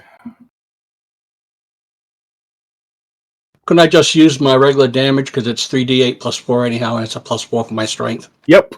Do that. Mador whacks the hammer into him, and there's a shattering sound as you can see that some sort of spell he's had on him falls off as he's smacked by that hammer. Second swing. That, however, is a miss. And I got to go. I'm almost dead, so I'm going to go with a whole third swing. And that's also a miss. It is now Estrella. Give me a second to correct my health, please. You took 43, so you've got... there we are, yep. He didn't blink this time when he took damage? Nope, he did not.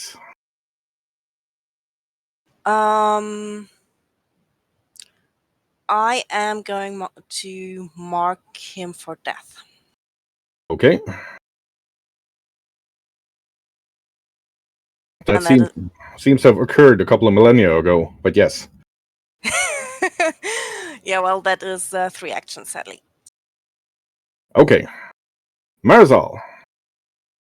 Yeah, so I'm standing pretty close to that dude now. So I'm gonna move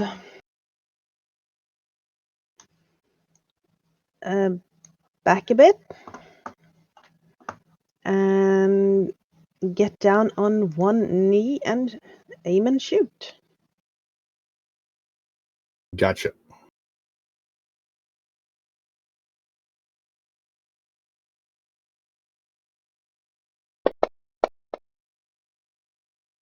That's a critical.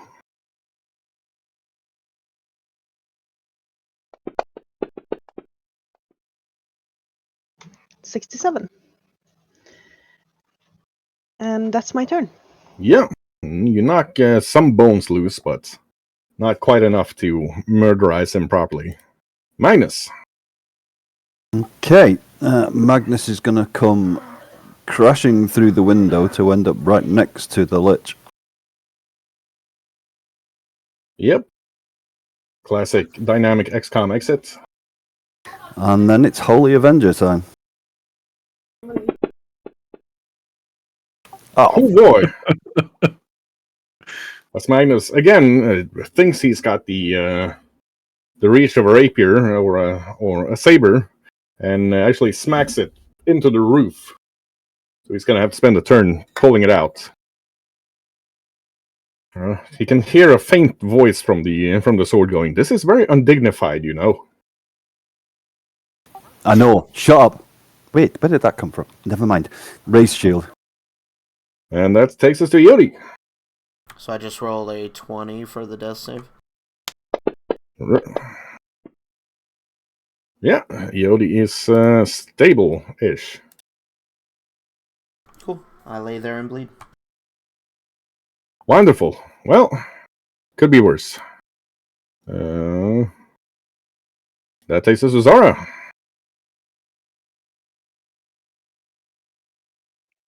Thanks for that, preacher. Welcome.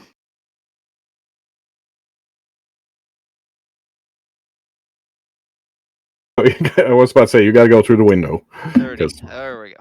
this map's a bit weird. They're just gonna run up here. Gotta make best use of my last turn of haste. So we will do our esoteric lore again. Yep. And then we're going to swing.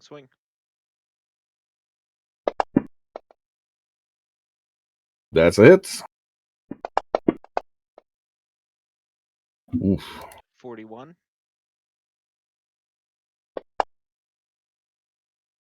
And that's another hit. 38. Oh, he's starting to reel a bit now. Haven't taken a lot of bonking in a very short time. It is Edemir's turn.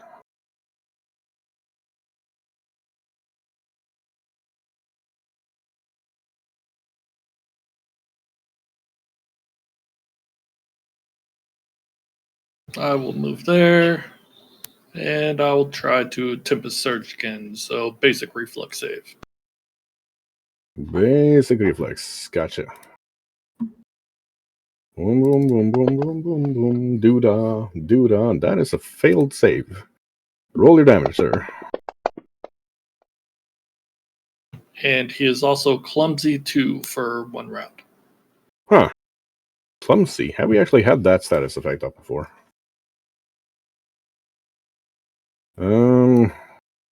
Yeah, he's reeling now, having taken a proper beating. That takes us over to Preacher. Isoi also wants to move right next to him. Oh, right. Izoi. Yeah, we'll take him out through a window. And that'll be it. Preacher, it is you, sir. I'm trying to plan my movement here. It looks like I'm going to have to go through the doorway in order to end up next to that guy. You would have to go through the doorway or over, under, however you want to do it.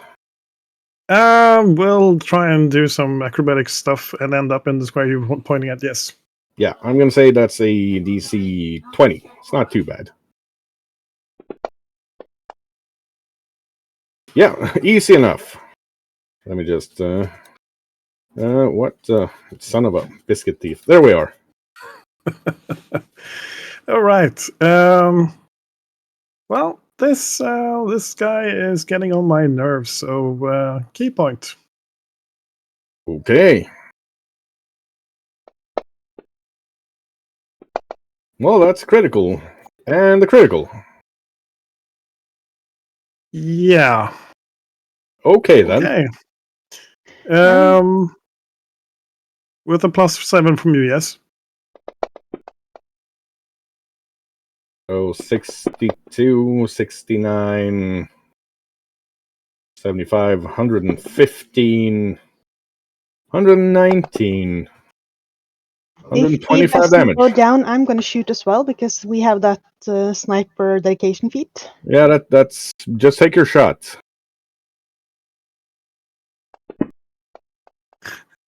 I'm mostly curious. That's a miss. So that's 125 damage in 2 hits. Preacher goes in, absolutely demolishes the body of the Lich. And you can feel his spirit try to pull away.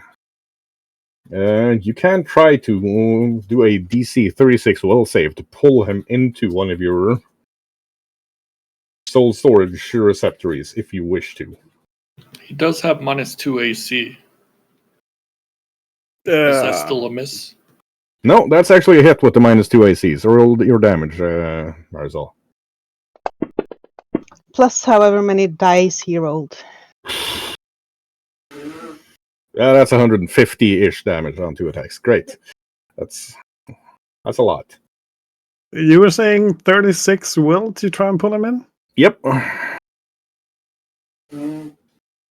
Do I really want one of these in my... No.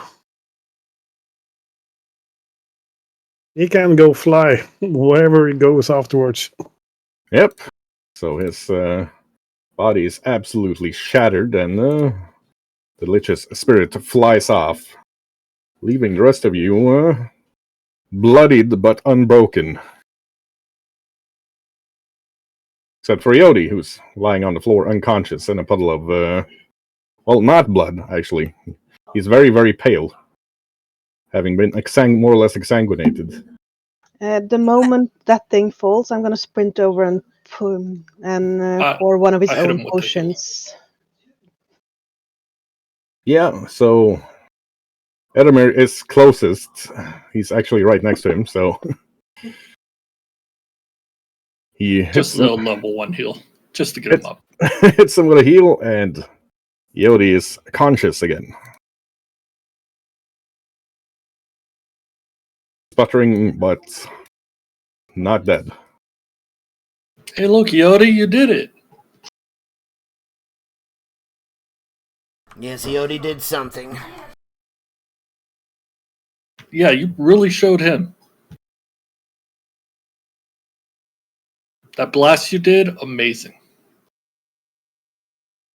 Yodi does not feel amazing, no.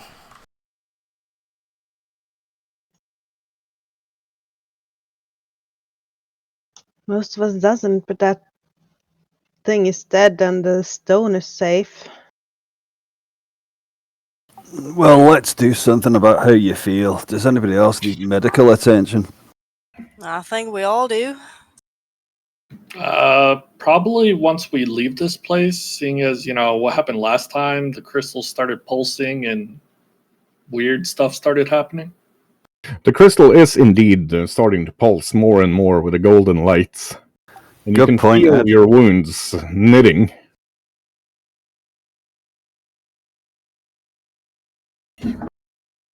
I think we GM? all. Did somebody say GM or Jill? No, I said GM. Considering the fact that I am down to 13 hit points, and the last time I was around one of these stones, I had a lot of interesting visions, I would say Preacher is probably very susceptible and vulnerable at the moment. Yep, and that is a very interesting situation for Preacher to be in. As he's stumbling out of the... I'm assuming Marisol is up by Yodi because she was heading to heal him. Yep. In front of Preacher, between him and Magnus and Medor, a tall, probably about 7 foot tall, lithe figure with bone white skin and long green hair lands. It's it's the remnants of a very beautiful woman, but she has taken some horrid wounds. You can see rib cage and skull from several dozens of lacerating stabs and slashes. Her eyes a deep, pale blue, like staring into endless winter. And she looks Preacher in the eye, mumbles some title that you can barely recognize as the ancient title of the Spirit Keeper. And says, "I demand a refuge. I cannot let my sisters have my spirit." And then, woof! He has disappeared into Preacher. Getting crowded in there, Preacher. I'd probably say nothing, stagger around for a moment, and then fall to my knees in shock over this. Another spirit added. Yeah. Magnus, anybody else looking at Preacher can see the ground around him just freeze solid as ice and rime start coating Preacher for a little while before dissipating. Aye, well, that's unusual. And he goes over to help Preacher up. I really hope this is a balancing soul to the other one. Yeah, those two souls are definitely not getting along. It feels like Preacher started his day with 2 bottles of tequila and chased it with about a 6-pack of Guinness on an empty stomach. Preacher also has severe cracks going all over. The glow that usually is just running in his tattoos is now visible all over. Looks like cracked terracotta, basically. 13 hit points left. I'm trying to have Isoy rip off one of the smaller bronze-plated claws before we leave. He's not. Yeah, it's a zombie dragon. It started to decompose. Yeah, Isoi has no problem ripping off one of those claws. All right, time to go. So, Estrella is going to check the altar room here if any of the altars needs to be cleaned of unholy symbols or what looks like that don't belong there. all of them do. But as Estrella is doing that, 5 more ropes drop out of nothing. And another 5 priests of Aran, all of them grievously injured, drop down.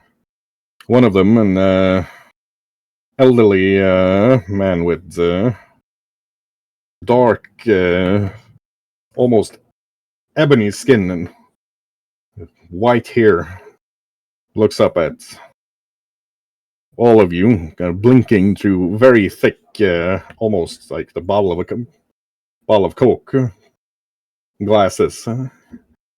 You have defeated the evil.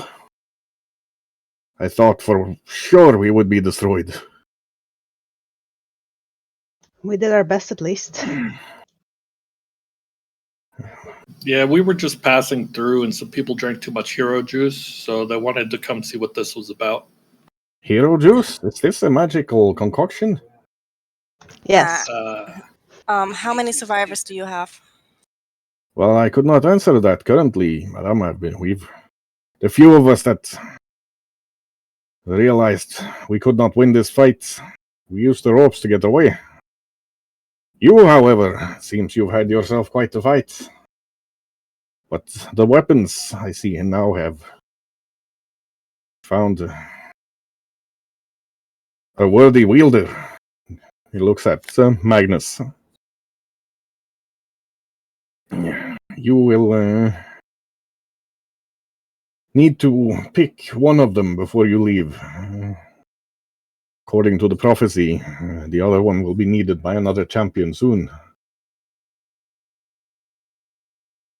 Wait, we get to have the experience of killing a dragon and loot the place? With no repercussions? Win-win.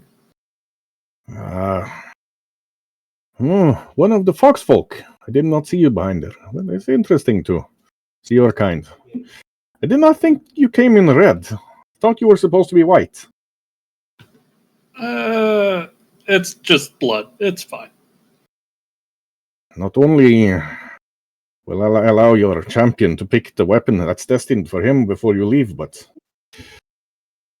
for you as well. The prophecy is very clear on this. One of you or more is a powerful spellcaster. There is a staff and a tome as well to bring. Oh, that's a Yodi. He's the powerful spellcaster. Before you go face the unholy dragon spirit. Definitely Yodi. Aye. Yodi? Yodi's still sitting in the corner over here. What? What? They are singing your praises of how powerful a spellcaster you are. And they have weapons to help you defeat your dragon. As they should, as they should. Come on, Master Yodi. Let's go talk to the adoring masses. And I will go investigate this.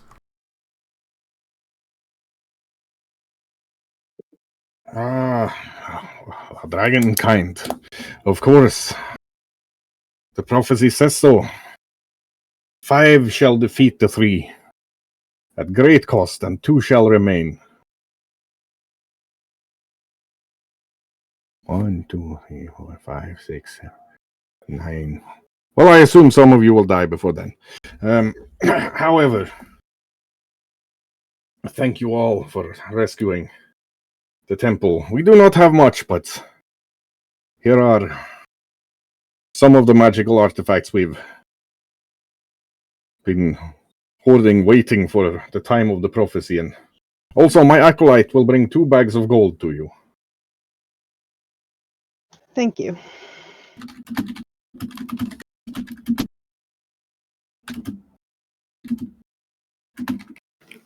I'm gonna nudge Zara.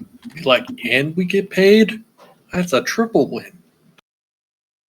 We only thought there were 5 of you coming, but he looks over at. Let's see. It seems the temple accounted did not survive. So put another 3,000 gold in the bags and send them off. We have much cleaning to do. He looks around the. He looks around the temple, and where it looks like an electrical blizzard has gone through a charnel house. I do have a question. As far as we know, there was a caravan coming here with coffins. Do you know what happened to them? Oh, yes. I'm not quite sure why coffins were ordered, but they were full of vampires. So, whoever the caravan master is, I will send a very crossly worded letter to him and his company. So the people accompanying the caravan, the guards, they are alive? I did not see them among the fallen. They were not here when we were attacked either. I do not know where they would have gone.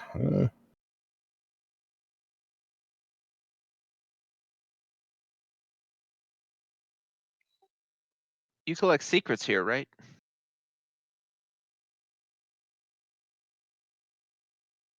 Yes, we do.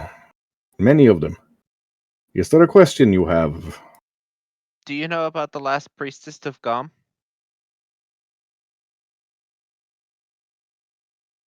That is an interesting question. I could not for a fact tell you who the last priestess of Gom was. It would have been in the time before the First Empire, when the gnomes and halflings were still tribal, before they built their first cities. Yeah. The early gods from when these ancient races still lived nomadic lifestyles and lived in huts and caves. I don't even know if they had writing at that point. Why? How can you even have heard of this? It is Zara's not. gonna take the amulet of Gom out of all of her amulets that she wears, and she's gonna show it to him. I have her amulet, and I need her name. Sweet Aran. I have never. Yeah. May I take a likeness in wax so that we can add it to our repository of knowledge? I had heard of it, but I have never actually seen it. I'm going to safely say no, unless we would all like to face the wrath of Gom. Ah, yes. Maybe a drawing would suffice. I would need to commune with other elders. Do you have a sending stone or other way of magical communication? I have I these carry a tablets. sending stone from the Dawn Lord. I do not believe that is a sending stone I would like to use. Well, the prophecy says nothing about this, but expediency is expediency. Please allow me to give you one of the temple sending stones. I will. What do you notify you as soon as I get any answer, but for this I would have to commune with the Grand Master himself. He sits on the greatest repository of knowledge. What do you know about the Lord of Dawn if you say that you do not want to use that stone? The Lord of Dawn, the Master of Fire, one of the greatest generals of the immortal tyrants of Thebes. He used to be a freedom fighter in Thebes centuries ago, before his band of adventurers, the Bronze Elks, originally out of the kingdom of Bourgogne, were captured or destroyed or defeated by the immortal tyrants of Thebes. It's said that he, in the desert, found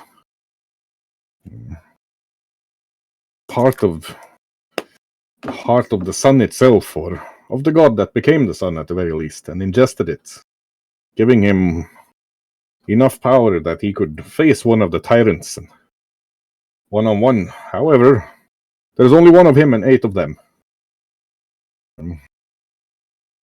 He is said to be the greatest pyromancer on this continent and quite possibly in this world, akin to a demigod.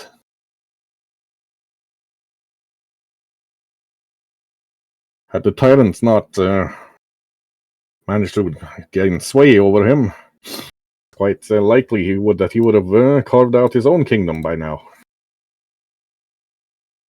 So they got something on him to keep him in check? Or is he helping them voluntarily? I could not answer that question with any certainty, but knowing that he fought against them as recently as 3 centuries ago, recent in the 3 centuries is not much for a creature of his stature. Well, if they have some sort of leverage, or if he chose to aid the tyrants on his own will, I could not answer. You would have to ask him yourself. You do have a sending stone, so... I don't exactly trust anything he says. Well, he was known for having a devilish sense of humor as an adventurer. You don't say.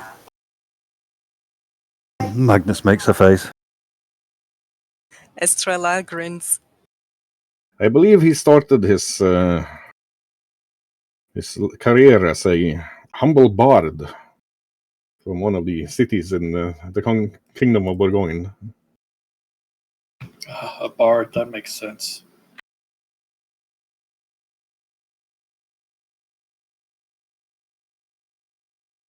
A connoisseur of music for sure, and of both, Ladies. Both the ladies and the gentlemen, I believe. He has not been known to be too discerning in that regard. Well, quite discerning, yes, but not when it comes to gender, just when it comes to, personality, intelligence, and physical appearance. You must have gotten it wrong then, because, his wife doesn't have any of that. You hush up. Well, thank you there. Okay, Marisol is chuckling in her corner. You're getting offended that the animal doesn't find you attractive. Are you okay? Oh, I'm fine, but I would have agreed otherwise, seeing that apparently being part of his slave army makes one his wife. So yeah, not very particular about who he's taken. You speak for yourself. I'm gorgeous and he hates me.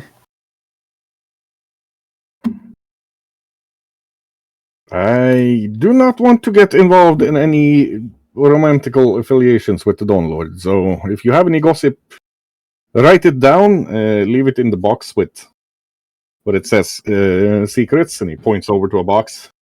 And somebody with the stomach for the potential of being instantly incinerated can go read it. No worries. He probably hears anything we say anyway, and so far he hasn't minded. Well, I think we'll pass, brother. The sword. There's something about it. It speaks to me. I believe I'll take possession of that, and my thanks. Is there anything I can do for you and your brothers towards your health and well-being? well, I would ask for only an hour of your time when you sit down with both the sword and the hammer and commune with them to see which of them suits you better. Both are holy weapons in their own regard, but while one is more aligned to law, the other is more aligned to liberty. Well, I think I can grant you that, brother, and thank you. I would hate for you to leave with the weapon of the other champion that's supposed to be coming. For now, and he kind of hobbles out, still being severely injured. Let me. You see, he takes up a bag of holding and starts pulling out wands. Like, not this one, not this one.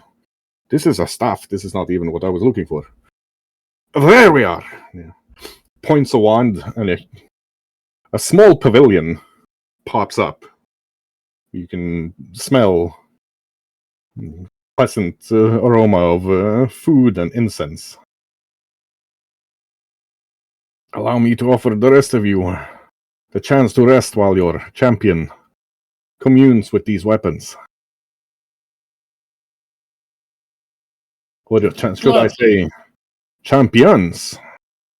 And he looks over at Mador. I believe maybe you as well should take the time.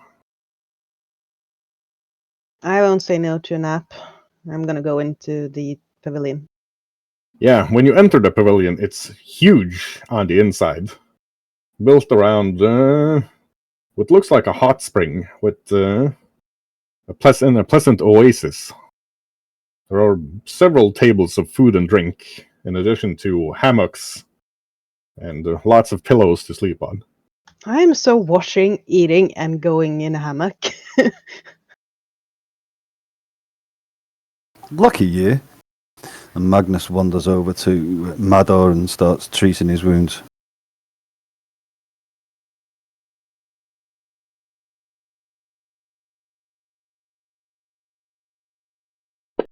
I will save you some food, don't worry.